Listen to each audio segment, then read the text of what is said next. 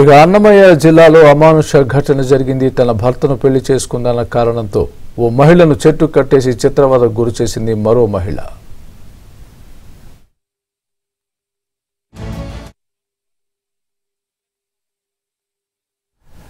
వీరబల్లి మండలం షికారిపాలెంకు చెందిన మనోహరాన్ని తన మొదటి భార్యకు విడాకులు ఇవ్వకుండా ఇంకో పెళ్లి చేసుకుని ఆమెను ఇంటికి తీసుకొచ్చాడు.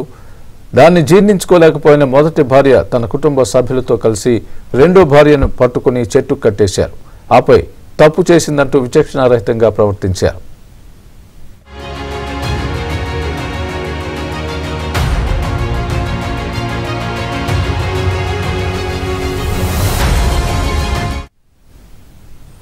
స్థానికుల నుంచి సమాచారం అందుకున్న పోలీసులు వెంటనే గ్రామానికి చేరుకుని బాధితురాలిని రక్షించి పోలీస్ స్టేషన్కు తీసుకువెళ్లారు. ఆమె నుంచి ఫిర్యాదు అందుకున్న అనంతరం చికిత్స కోసం రాయచోటి ప్రభుత్వ ఆసుపత్రికి తరలించారు. కేసు నమోదు చేసుకున్న పోలీసులు దర్యాప్తు ప్రారంభించారు.